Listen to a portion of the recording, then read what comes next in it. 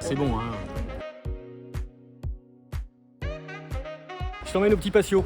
En fait, le Petit Patio, c'est un des restaurants d'Orange. C'est une cuisine du marché, que des produits frais, extrêmement limité, obligé de réserver. Je lui ai demandé la possibilité de faire des accords mets et vins. On va goûter avec sa cuisine du jour 2-3 pépites pour lesquelles j'ai vraiment un crush. C'est parti.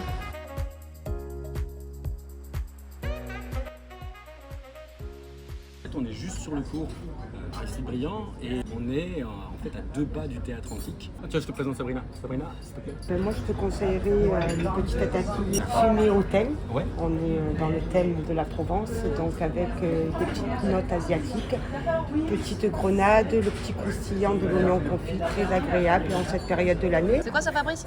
Ça, c'est la rillette de sardine Et nous, on a un petit tataki de bœuf, si je me trompe pas. avec des pickles en oignon. Impeccable. Alors ça, on va l'associer avec quoi, que ce soit la rillette ou le tataki?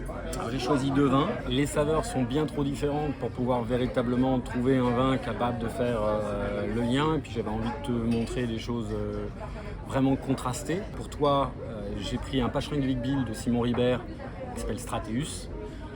Qui est un vin très intéressant parce qu'à la fois acidulé avec beaucoup de fruits. Alors ça peut étonner alors que tu as du bœuf. Mais simplement, quand on est sur du bœuf qui est quasiment cru, on peut évidemment aller sur des rouges, mais il faut éviter les rouges qui soient trop structurés et trop tanniques. Et j'ai plus envie de marquer le lien sur l'acidité du vin pour accompagner le côté acidulé, vinaigré de l'oignon pickle. Pour la rillette de sardine, sachant que la sardine c'est un poisson gras, je vais éviter au contraire les vins avec trop d'acidité, ça pourrait donner le côté poissonneux. Donc je suis parti sur un Ventoux du domaine Les Chancels, sur la cuvée numéro 1, qui a plutôt une fraîcheur saline avec de très jolis amers, qui sont vraiment capables de se lier aussi avec l'huile d'olive et avec ce côté très méditerranéen d'un poisson bleu comme la sardine. Alors, on est comment? Un très joli croustillant avec le pain qui reste moelleux à l'intérieur. Désolé, on ne parle pas la bouche pleine. Mais on a quelque chose de très frais, avec une belle onctuosité. Il y a un vrai contraste de texture. Ça stimule l'appétit. Quand on a du croquant, du fondant, du moelleux, du tendre, de l'onctueux. Donc en plus, c'est un pain en graines, donc il y a une vraie satisfaction sous la dent. Une petite graine de moutarde aussi.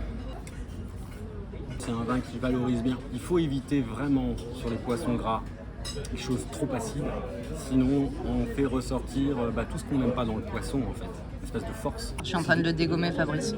Quoi que toi aussi, hein? Oui, on est en place. Et la suite? Alors, le pigeon en croûte de noisette et girole jus de viande. Merci. Waouh.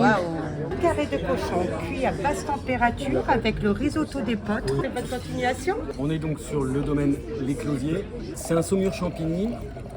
Et en fait, ça fait partie du type de rouge que je préfère parce que c'est d'une très très grande élégance avec une belle structure tannique mais un toucher de bouche juste extraordinaire. D'expérience, je sais que le Cabernet Franc, grâce à sa fraîcheur, c'est vraiment un cépage qui est capable de, je dirais, d'équilibrer toute la richesse et le gras du cochon. Et de l'autre côté, par son côté assez sanguin qui se marie parfaitement justement avec un pigeon servi rosé comme le chef préconise. Je pourrais pas me passer du cochon.